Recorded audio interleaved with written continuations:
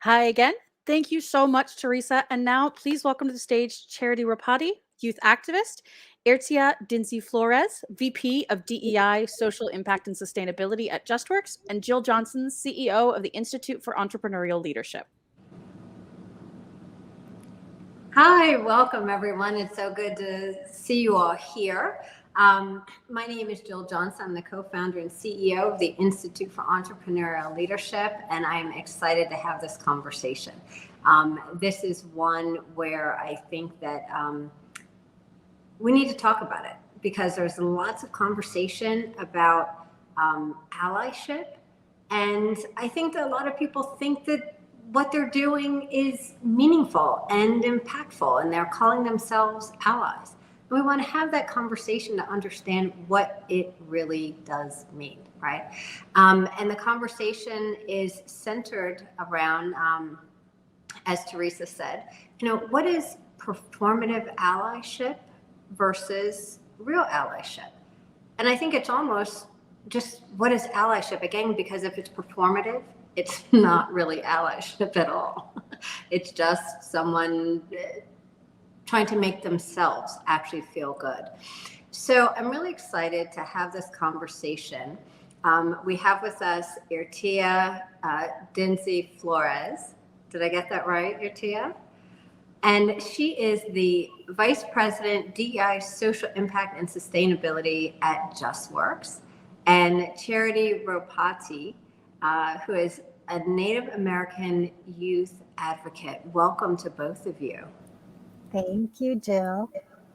So, you know what, we're just going to have some real talk here. And I know that we have a whole list of questions that we have prepared, but this is a conversation that I know that the two of you could have anytime, any place, because you're in it. You have your own lived experiences. You have your professional experiences. So I just want to have a real talk conversation about allyship. So why don't we start, Irtia? Let's start with you. What does it mean when you hear performative allyship? Not everyone in our audience may even be familiar with that, but when you hear that, what does that mean to you? Yeah, I mean, I think Teresa hit on a number of points on sort of what performative allyship is. So I'll try not to sort of like give another definition of it. But I think, when I hear it and when I experience it, it mostly is about sort of people professing to have an allegiance or an empathy about, racial, sort of the racial struggle that a lot of us, ethnic, gender identity struggles that we may be sort of contending, and not really having an understanding of the systemic ways in which they themselves participate in perpetuating that reality, right? And I was trying to think of, a good example to display this that like kind of illustrates the point really well. And as I often do, I go to stories because I do think storytellers are very adept at doing it. And I've been watching this series, I don't know if you know it, on HBO. It's called Love Life. And one of my favorite actors, William Jackson, is playing the lead role in the second season of this series called Love Life. And he plays a man who is works at a book publishing house. His name is Marcus Watkins. It's the name of the character. And he's like one of the only Black people that works in this publishing house, right? Which is like not a story that is like unfamiliar to us if we've had any exposure to publishing, right? And he's the only person who's trying to bring these diverse stories into the publishing house. Long story short, the pandemic happens, everybody's working from home. They end up letting go the publishing company of most all of their employees. And he ends up being the lone Black employee, sort of in the senior room among all of these performative allies and executives. And he's like overworked, really tired. And he gets a call into this meeting. and he is asked to please review a statement that the company has prepared in order to support the Black Lives Matter movement. And he loses it, right? Mm-hmm. And essentially just like calls them out on their hypocrisy and the fact that he's been trying to do this work forever and they ignore him even when the books are massively successful. And now it comes to this point and they want him to proofread the statement when he's had no support. Like, it is the epitome of performative allyship, right? It's like in a very concise way. It really demonstrates what the problem is, right? It's the lack of representation. It's not caring about the issue till it becomes convenient for you to care about it, and not having the words to express what it really means or the actions behind it other than to prepare a statement, right? And that is, when I hear it, that's what it means to me. That's how I illustrate it. It is just a shallow, sort of expression with no action behind it, no meaning, and no real sense of empathy or a desire for anything to change. Right. And, when you think about it, who is it making feel better? The people who you're trying to help or yourself, right? And typically, if it's making yourself feel better, that is when it has crept over into that lane of performative. Charity, what to you differentiates performative and true allyship? Yeah. First, I just want to say it's really amazing to share a space with the both of you, even if it is virtually. And I also want to acknowledge that I'm currently residing on Lenape land here in New York City. Really important to acknowledge that. But yeah, it's interesting because especially in my generation, Generation Z, that's what we call, I don't really like saying that, but in my generation, it's really prevalent, especially in the college level. And I know elders back home talk about what it means to have responsibility to those in your community. And with performative allyship, that's at its core, that's what it lacks. It's people who don't care to have a responsibility to those that they say that they're speaking on. They're speaking on communities. They have no autonomy speaking on. I remember seeing students back in high school who didn't support, Native curriculum or didn't support Black students in high school talk about what Indigenous sovereignty means. And I found it honestly very ironic because that's like a clear example of performative allyship on like a day-to-day level. And I also do want to acknowledge that there are people who do show up for our communities, who come to protest, who come when we're defending parts of our land that are being used for commodification because of oil or like natural resources. There are people who show up who compensate land organizers, land protectors. But especially, I feel like with social media, and it's interesting because I think the conversation before really went into that. There are people who, not like you described it as this idea of like self-gratification, but it lacks clear responsibility to that community. You're speaking on a community, on a group of people where you've never engaged with them on a personal level. Like, have you had a conversation? Have you provided compensation to people actually doing work, organizing on the ground? And I know for me, just seeing what's happened and even seeing just solidarity between our communities, I think it's a really, really beautiful thing. But I also do want to acknowledge like these white allies that we're seeing more often than not can be very harmful because they're speaking on communities they hold no autonomy over. So it's this idea of learning when to step back and amplifying voices that need to be heard, specifically Black and Indigenous peoples. Instead of you speaking on something you hold no autonomy over. And I think that's something hard for performative allies to hear because when they speak on these things, they expect something in return. It's a commodified transaction. It's rooted in like this idea of capitalism. And honestly, I didn't really understand this language, but these are things that like I've known since I was younger. But it wasn't until college where we were introduced to texts that we should have been reading in high school like Kimberly Crenshaw, Audre Lorde, Joy Harjo, these really radical Black and Indigenous, femmes and women who really went into depth about what it meant to fight for liberation for your people and what solidarity between our communities look like. And so when you tell, I know for me in a personal experience, when I like tell even like a close friend, I'm like, ooh, like that seems a bit performative. They they accept that criticism, but then there are others who get very defensive about it because they view it as a, transactional, really extractive process where they expect honestly like, oh no, reward for it, when people who are actually Right. doing the work, we don't do that. We don't do the work we do, to be nationally recognized for that work, but we do it so that our youth, our siblings, those back home, are able to access the spaces we are in now more easily, are be able to see themselves in fashion and movies and engineering, which is what I do. Yeah. So yeah, that's kind of like a little rant, but I really like love that question because you can really go into depth with it. But yeah, thank you so much for asking. That's great.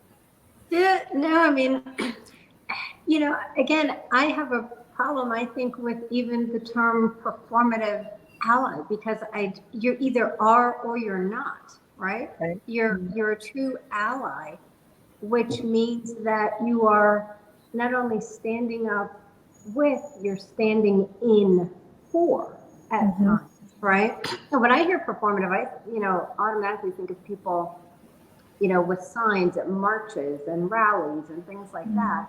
And then after that march, when they've put themselves all over social media, they go back to doing whatever it is that they were doing in the first place.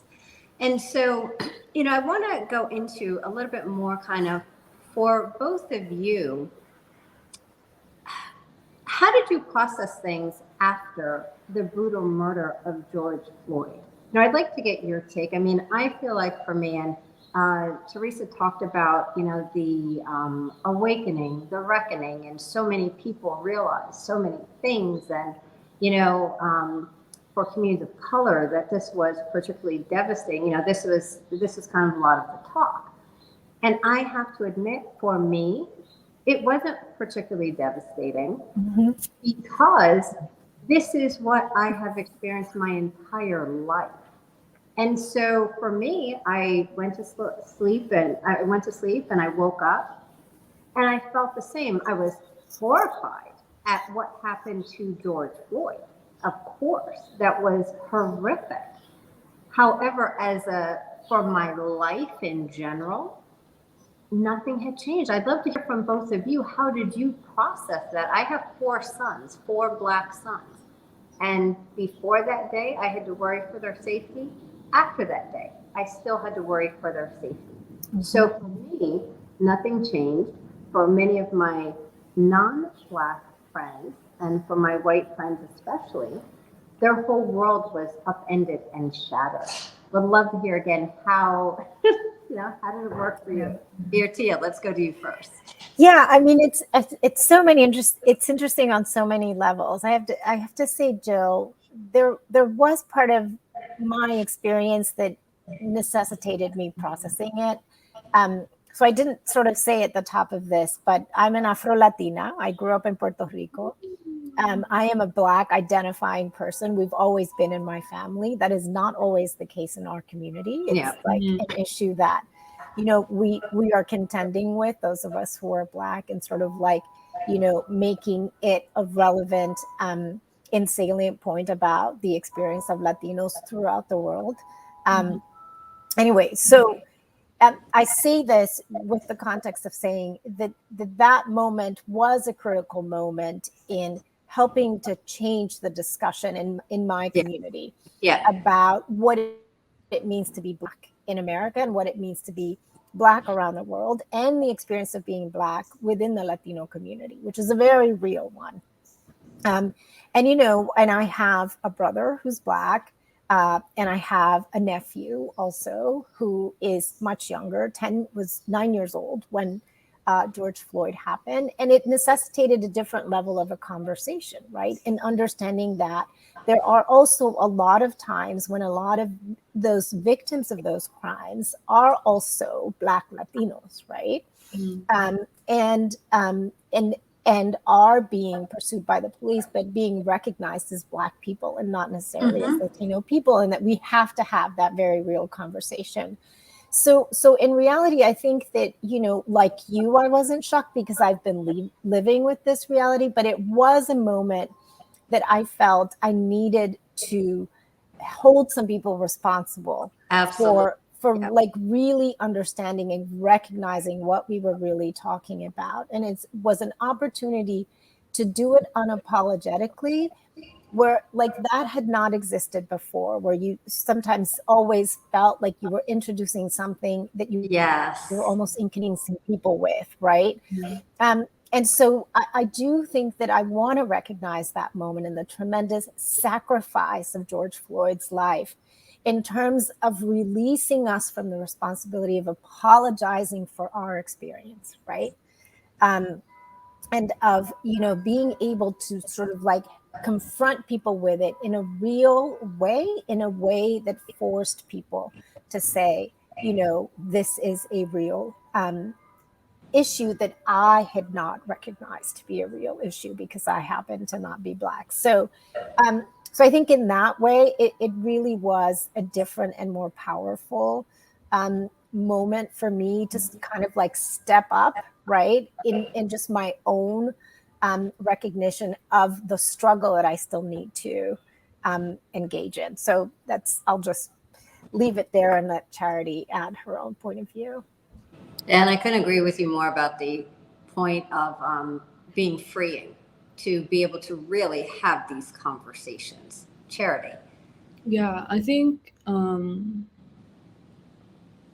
when things like this happen, a lot of people are shocked. But what people have to understand is that America, like the United States, it's a settler colonial state. And when a country is founded on the genocide and the enslavement of people, um, things like this happen because people, Ta-Nehisi Coates like describes this idea of like what it would mean for people to fully reckon with um, America, inflicting, ongoing genocide, ongoing slavery. And I don't want to talk about these things as if they only existed in the past. These are ongoing issues like with Black and Native people across the country, but not even within the United States, but the United States as a settler colonial state where you're seeing the U.S., the military, colonize and settle into countries like Puerto Rico, but even countries like where my father's from, Samoa, American Samoa, New Zealand, and it's crazy that things that have happened to Native people here, Black people here, are things that are currently happening to this day, not only to like our communities here, but communities in South America, communities in the Pacific Islands and the Caribbean islands. These are things that are continuing to happen. Um, and it's one because, I feel like, especially with, I don't want to like fully call out people, but with people who live in the United States, like they choose to exist in this bubble, choose to ignore this idea of like ignorance is bliss. Like they know these things are happening, but they choose not to engage, not to um, take responsibility for not even that, but like maintaining good relations with one another. That's not central to a lot of people who have community here um, in the United States. And I know I can't speak for all Native people, but I know for my community, um, especially with Native people, there is anti-Blackness in our community despite Afro-Indigenous peoples existing. Um, Having Afro-Indigenous relatives or, anti-Blackness exists even like in the movie industry, in the film industry, where we see shows that center Native people, don't have any of our Afro-Indigenous relatives being shown despite that being the majority of the community. And so, I don't know, I know for me, just again, even as a like non-Black person, just learning to step back and give space and amplify. But also, so many of our movements were in have been not even inspired by, but Black folks really helped with like the American Indian movement, or when it came to changing that Washington football name, or even like small policy changes back in Anchorage, like allowing our kids to wear their regalia. That's something that wouldn't be possible without the solidarity between Indigenous peoples, like in Anchorage, Alaska. So um, I don't know. For me, it was just seeing these tragedies, because like he was a person and he had a family, and it's just like not okay for that to happen. And what we saw in Texas, like this, these past few weeks, a lot of people just like, again, there's like this shock, but I'm just like, there's so many mass shootings that happen in this country alone compared to others. Why? Because the United States is a settler colonial state where they commit genocide to other countries, commit genocide even here within the US to our own children, but to like Black and Native children, like in the adoption. Yeah. So it's like there's a lot going on, and people refuse to look at what America is, and it functions. This is the way it was built. It was um, built to function like this by colonizers. I know that's like really heavy, but like it's just like something I've learned, and something I've had Mhm. the privilege to learn from other Black and Native femmes, and I'm really thankful for them, because I wouldn't be where I am without them. But um, yeah, that's what I would have to say.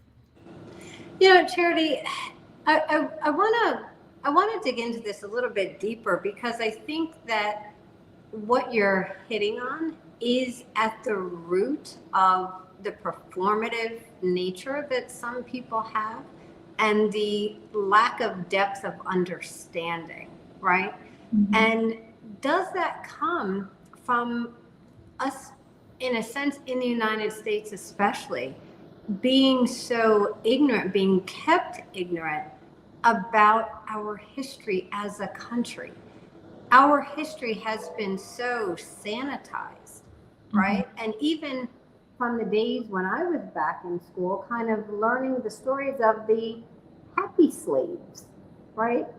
I'm certain there were no slaves that were happy about their situation. But because we want to make it more comfortable to learn about things, for a broad group of people, and not wanting to be uncomfortable, we sanitize the history. In fact, when you really look at what Black people have been through in this country since slavery, and the grotesqueness and brutality of slavery, I don't think most of us really understand it, because we haven't really seen all of the stories, in full form about what happened. And even when I think about light-skinned Black people, right? That is essentially a reminder of the rape that went on for centuries of Black women.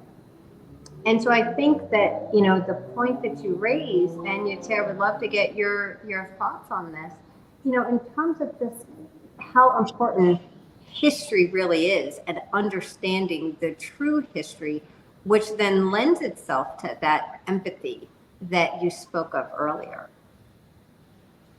Right. I don't know if you want to speak on it, but I think in my personal experience, I remember talking to another member in my community back in Anchorage, but we were talking about how people commemorate or remember past genocide, and the thing about the genocide of Native people, and slavery that happened to Black people in the U.S. These are ongoing things, Right. And so I remember her telling me that one of the reasons why, especially in our history books, we don't know the full extent of what happened, is because these things are ongoing. Whether it's like in prison, like the prisons here in the United States, or Native people who are being forced to like live on reservations and literally have to defend their land from like private landowners, and oil pipelines, and even the federal government itself in Hawaii with Native Hawaiians there. These are ongoing things, and especially with like history books, I have personal beef with like my own history books back in high school because, um, I feel like if I really wish we learned the anti-racist curriculum I learned like here at Columbia. If that was something kids started learning in elementary school, high school, um, would Black and Native students in those same classrooms have faced as much microaggressions or racism as they did without it? You know what I mean? And Well, Charity, would people have even had to learn anti-racism if we were being inclusive in the first place? right, exactly. And including everyone.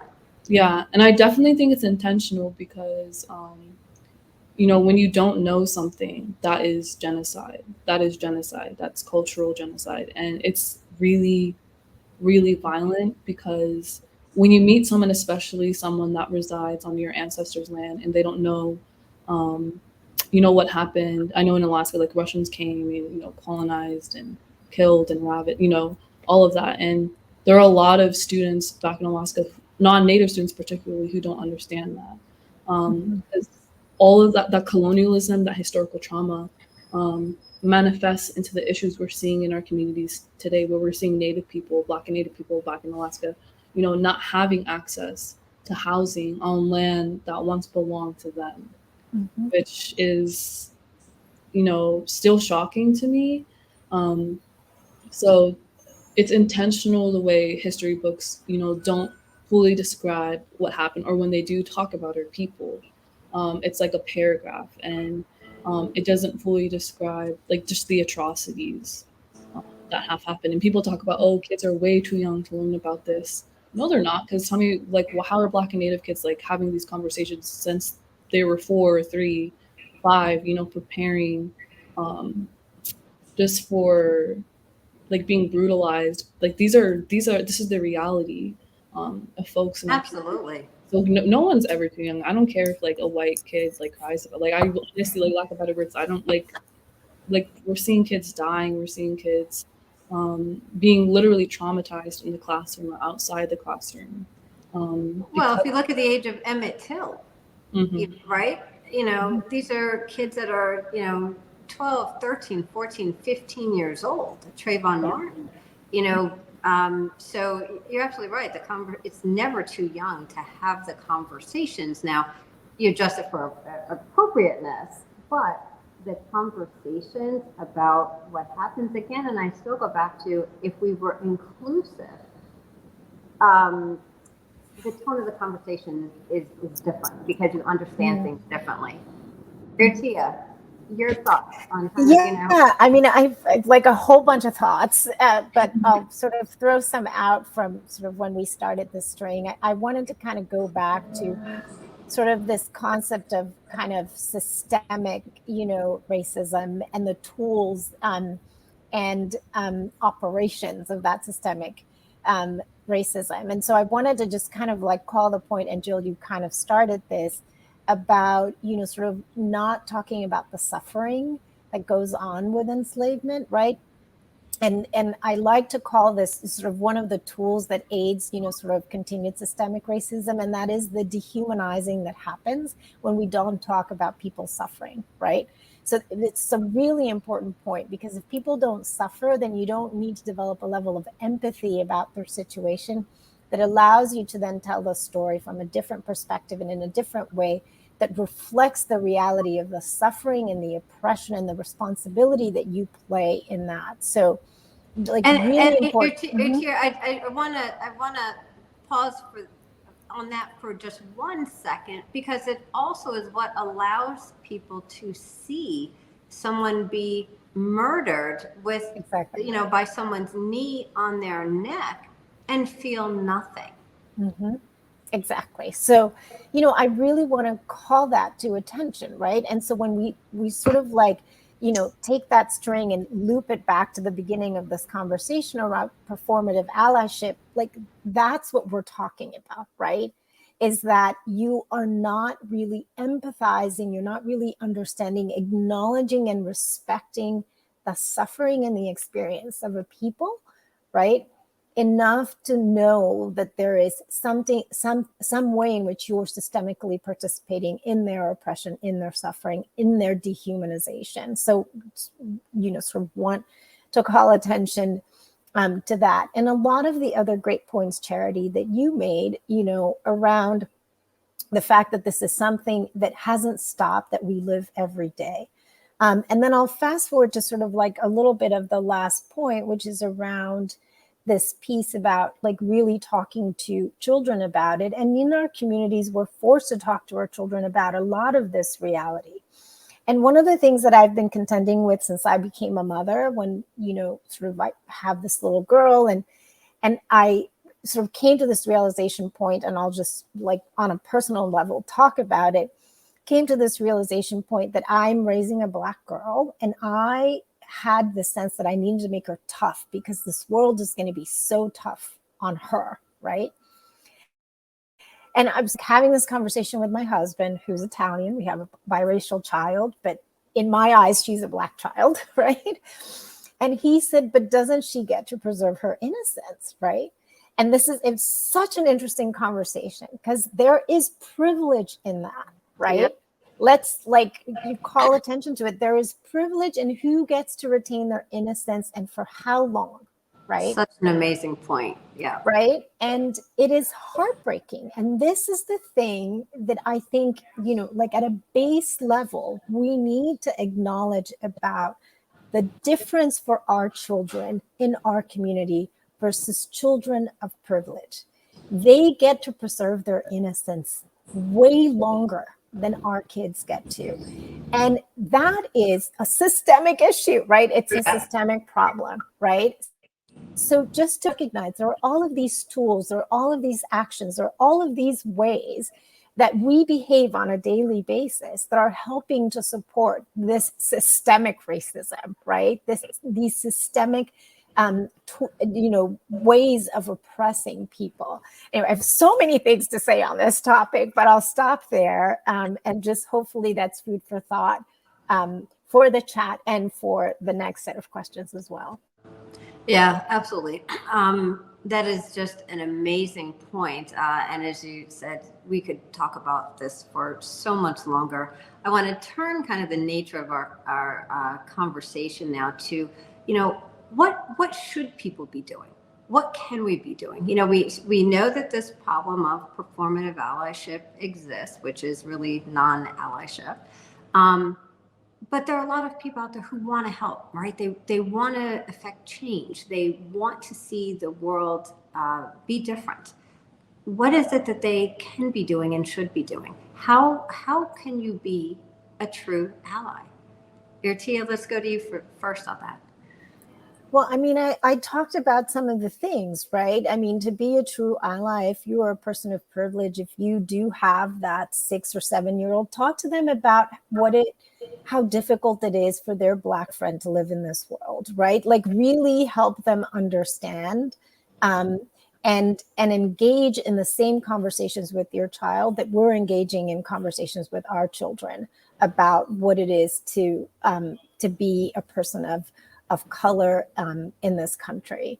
I think it's also not just about saying that you feel a certain way and then going back to your nice, multi-million-dollar apartment in your neighborhood where you get to send your kid to a public school where most of the kids are white, but actually, behaving in a different way and going to that, school district meeting and saying, we need the school to be more integrated. We need more kids of color to be in this school. I don't want to preserve this bubble of privilege for my child alone. It should be for other kids. And it is really about taking actions beyond marches. It's bringing that back to your community and actually addressing all of those systemic barriers that are keeping us from acting equitably. And in the workplace, there are very real ways in which you could do that. When somebody tells you that there's been a microaggression, take it at face value. Take it exactly for what that person is saying.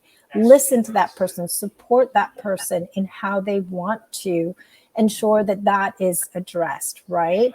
And participate in correcting the issue. Don't doubt it. Don't question it. Don't sort of, try to make them feel better about it, but like actually be an ally and just like believe that person, right? And be a support for them and help them lead through that. And then, I think the other thing is, you don't have to be the loudest voice on on these issues, right? Right. Like you cede the floor sometimes to the person that needs to talk about equality, that needs to talk about gender identity, and support them in doing that, rather than always feeling like you have to be the person who speaks to it. Don't take so much airtime that in doing that and sort of trying to be an ally, you're actually just marginalizing people who could speak from a place of experience and true knowledge. So just some tips. You just reminded me of something that I experienced, I guess it was maybe last year or the year before. I had a conversation with someone and mentioned that as a Black person, it is just so cringy if someone says, you're so articulate, right? That is just not something that you say, you do. Even if you are meaning it in a good way, it is taken in an offensive way, right? And we were having this conversation. This is a young white woman who is fairly early in her career. And she sent me an email a few weeks later and said, I have to tell you, I was really, I took to heart what you said. And she said, just a few weeks later, after our conversation, I was in a meeting and my boss said that someone was very articulate. We were going through something and said someone was very articulate. And she said, I don't know what got into me, but I, raised my hand and asked to make a comment. And I essentially corrected him right there in the moment and said, that's really not appropriate, blah, blah, blah. She said, Jill, I don't know what got into me, but, I just felt it was necessary. And to me, that is an example of allyship when there were no other people of color who were in that room. And she spoke up to mention that. And I think that, we have to think about allyship as the standing in and standing for, not just standing with. It can be relatively easy at times to stand with and go to the march with and hold up signs, as we talked about. But when there are no people of color in the room, and something happens, are you standing up and speaking out? Charity, let's go to you. Yeah. I think when people, and I think we realize that in a lot of communities, even across like the US, but even just across the world, there are already people from that community doing the work that you want to like stand for. Because I know, especially at Columbia, there's like an issue where we see a lot of privileged white students, for lack of better language, who kind of start these like nonprofits, organizations that already exist, not even within that deals with allyship, but it's across, like it's like with climate justice or gendered violence or eco justice projects, that there are already Black and Native people who are doing this work, organizing, and a lot of people, especially like white privileged students, go into that work so that they can get these brand deals or be featured in a lot of these organizations, or just to get compensated for that. And for me, I'm not going, I guess, to like judge low income POC who get into that, because sometimes that's the only way you can get by and pay for tuition, et cetera, or whatever. But I really need people who want to think about, like, how do I help Black and Native people in these communities? Just research. There are already really great organizations doing work. I know back in Anchorage, I really look up to this guy. Oh, I forgot his name. His name's Samuel, but I've known him since high school. But he provides funding and housing for Native people who don't have homes in Anchorage, because houselessness is a really big issue in Anchorage, because it's one of the biggest cities in Alaska. But with colonialism, you're seeing a lot of people be displaced because of it, and so he creates a community where people can donate miles from airlines, and I think it's really, really important, especially for people who are like, how do I support providing monetary compensation for these organizations, for these organizers? Is really, really important. So I think that's what I would tell people. That's where you can start following, Black and Native people on social media, et cetera, amplifying their work, amplifying their published work, amplifying whatever. And I also do want to acknowledge that a lot of people who create impactful work, even especially back in my community, are elders who don't even know how to use social media. So I want people to also realize that sometimes our liberation doesn't lie within higher academia, and that's something even I've had to understand, that like just because I go to school at Columbia, it doesn't make me just as smarter than like my own grandmother. I mean, she's wise, she's one of the most intelligent people I know, but she never went to college. And so, especially kids my age, who have access to, like, I know for me, I have access to a privileged, space like Columbia, and there are other students who have access to schools such as these, that, you have privilege going to that school despite, the intersectional identities you may have. I'm one of the first people in my family to go to college, but that doesn't make me just as smart as my own mother and my grandmother, who, know how to speak, our native language, who know how to hunt, who know how to fish, because that's that's priceless. That's something, that can't be taught by in a book or in a reading. So, really want people to even reckon with their own privilege. Because for me, I have the access to the resources that I have now. It's something I never thought would be fathomable when I was like 5, but it's something that like people from my own community and village don't have access to. So for me, it's just extracting as much as I can from this university, and then I'm going to go back home with the knowledge I have. So I think I would give that advice to people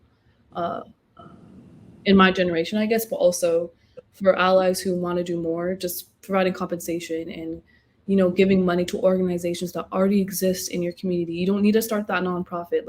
Like step back, be quiet, give your money, for lack of better language. Like, there are great organizations there that already support people who are facing domestic violence, or who are facing houselessness, or education reform. There are people who have been doing the work and doing it very well. Yeah. Yeah. And looking for the people who have the lived experience to make the contribution, so that, again, you are supporting them in doing it, and encourage other people to get involved in their work, versus, in a sense, taking away the power from them by supporting other organizations that are not led by the people with the lived experiences. Charity, amazing point there. We're going to get to some Q&A, and we're going to bring Teresa back up whenever she is ready to rejoin. We have a question here. Let's see. Hi, Teresa. How are you? Great. Thanks. Thanks for having me back. Absolutely. So we have a question here. How can white allies, true allies, show their allyship in a genuine, non-performative way? And I think, we've been having that conversation now. Teresa, is there anything that you want to add to that? I think you all touched on it. It really is listening and listening to the communities and not coming in with the solution. And I feel like I experience that constantly, where, you want to come in and help and fix the problem. And that's not what people are looking for necessarily. I have a story to share, which you all have done, and I've learned so much from you three. So thank you so much. But I think that's the takeaway there. Yeah.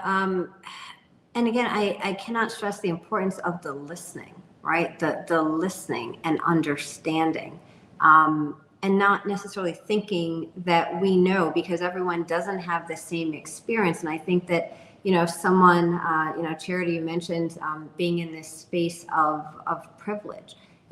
Someone should not approach you and just make assumptions about your background or who you are. I've had that same kind of experience having attended Harvard. And I get pulled into conversations all the time where it's, well, what about this? And, low income, et cetera. And it's, well, that was not my personal experience, but there can be an assumption for people of color in general that they're coming from certain circumstances. And so the listening and understanding is just so important, because we all have different, very unique stories and journeys. And that's part of the way of getting to know and overcome the perceptions that we have, right? Let's see, we have another question here. Are there any resources you recommend for allies to start doing the work to educate themselves? And I think this is a really great question, because so often we are asked to continue to educate all the time. And that's the thing that can be pretty exhausting. Does anyone, Charity, you mentioned, a couple of books. Are there some other books that you can share that you think would be great for people to start their process of education? Yeah, I have some, I guess, like resources. There's this organization here in New York City led by Afro-Indigenous women called the Urban Indigenous Collective. And you could just follow their account on Instagram. There's The Intersectional Environmentalist by Leah Thomas. I love the work she does. That's also something to look into. And then personally, I don't yuck, but if you just look up The Way of the Human Being by Harold Napoleon, it's a really great resource for folks to really understand how generational trauma functions specifically in Alaska Native communities.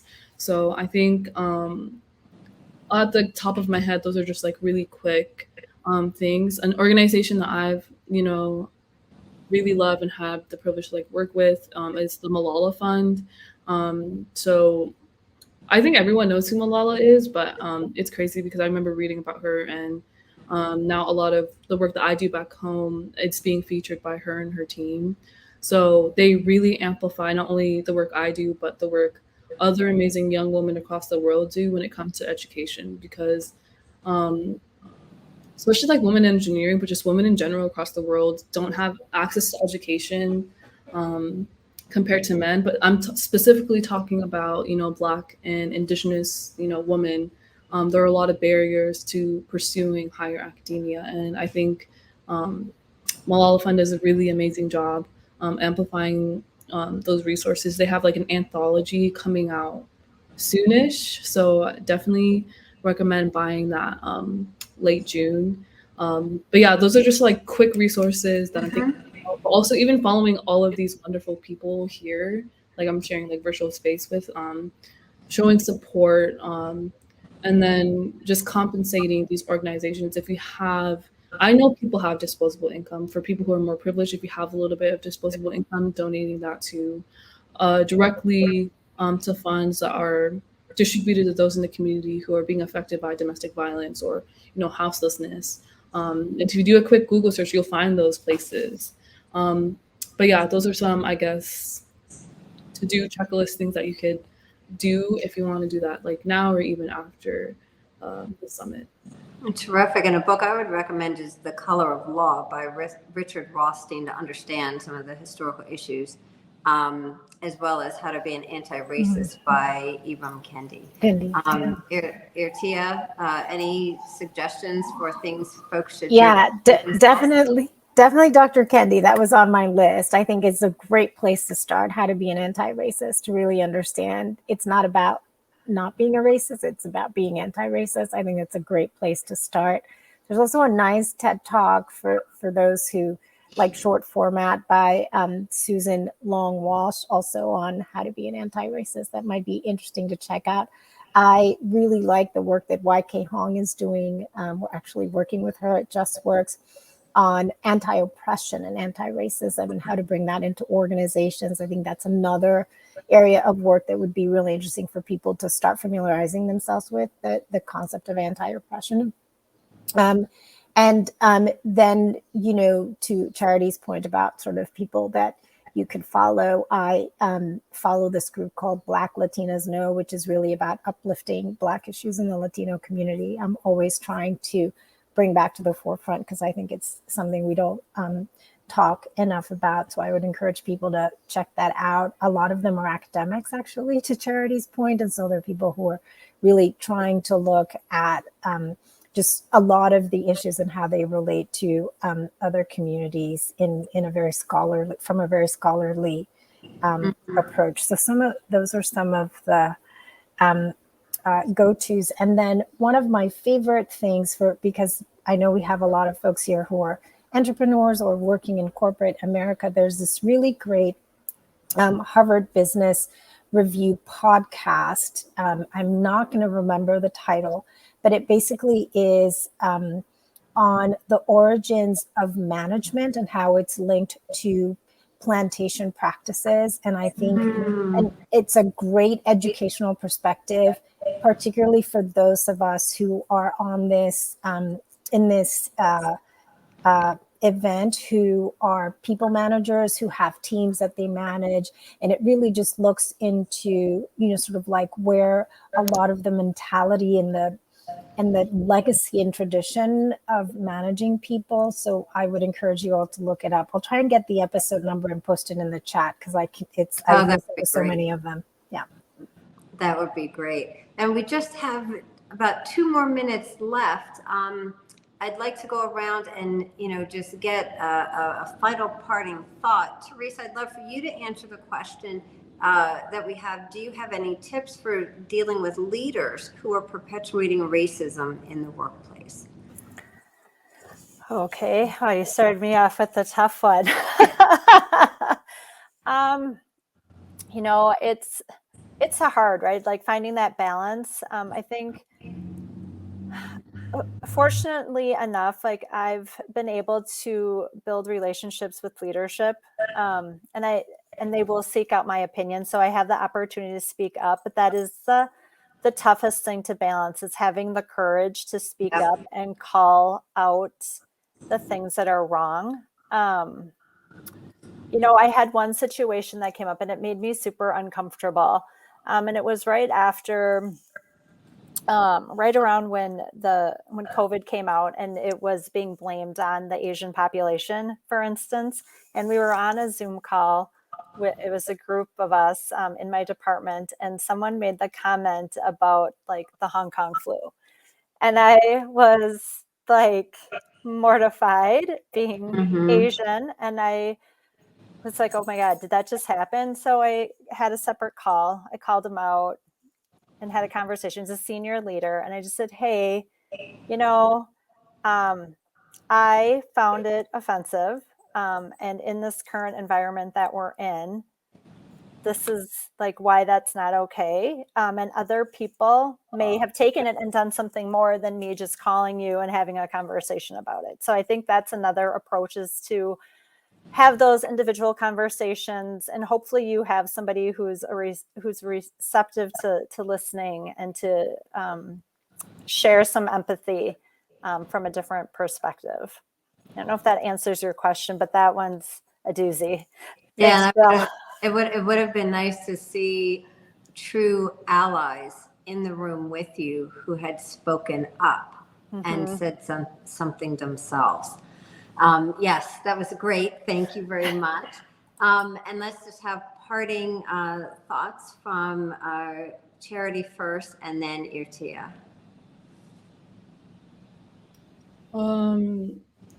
Yeah, I think for me, when people, first I want to say, Teresa, thank you for describing that, because I think when we correct people, it can be really exhausting. And I think especially this past year, I've learned when to say no. Not even, I don't like the idea. I don't like calling things like networking. I like calling it a way to, be in community with each other, because especially with like other women of color, obviously for those who aren't, who doesn't understand that, I'm going to call it networking. But for other women of color who kind of understand, um, just like general, just existing in these spaces and kind of the struggle to exist in these spaces, maintaining community with each other. I just want to like preface with that. But yeah, I think for me, I've learned to really like step back and like take care of myself. I'm not sure if I'm like answering like what you were asking before, but just knowing That final thought, because we have to go, just like what's one last thing that you would encourage everyone on this call to do? Oh yeah, sorry. Okay, just like learning to take care of yourself, and it's okay to say no. And especially for other women of color, when those sorts of situations happen, you're not obligated to educate if you're too exhausted. It's okay to step back and do that. So that's what I would say. Thank you. Much appreciated. Irtia, last word. I think I would just encourage everyone to look to this community for resources. I've seen the chat. There's a lot of movement in there. We can support each other, educate each other, challenge each other to action. So take advantage of this amazing network that is Ellevate to grow and progress in every way.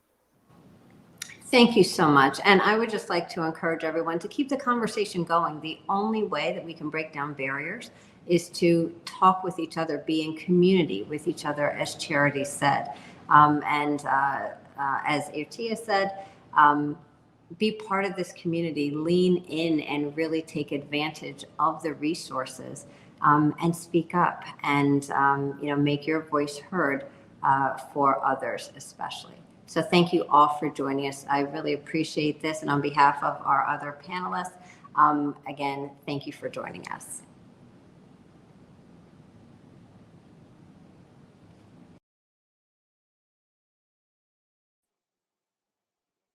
Hi, everybody. Megan back. Thank you so much to Jill, Charity, Irtia, and Teresa. Thank you so much.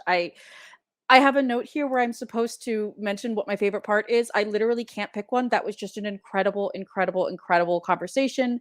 So much to remember there. Don't feel the need to educate others if it's too much for you. Don't feel the need to be Wikipedia is how it was once phrased to me. Thank you so much. I want to thank again our sponsors, Accenture, Alliant Insurance Services, American Bankers Association, Bunge, Diageo, FactSet, IPC Systems, Kinship, Lincoln Financial Group, Lanik, Mars Pet Nutrition, Mars Veterinary Health, Mutual of Omaha, New York Life, NFP, Planned Parenthood, Penny Finance, Plus Media Solutions, RBC Wealth Management US, Royal Canin, Thornburg Investment Management, and Verizon. Mobilize Women would not be possible without you. The most important thing we do at Ellevate is create safe spaces for you to meet with others and build relationships. Now is the time when we want you to do just that at our speed networking session. You can navigate there by clicking on speed networking on the left sidebar. I believe it should have a live icon over it or a now icon over it. And you'll be automatically paired up with a fellow attendee for a 5-minute conversations. You can get in there and have some fun. We will see you back here on the main stage for a conversation on the ripple effect of women-owned unicorns and the entrepreneurial and VC landscape at 1 p.m. Eastern. See you then.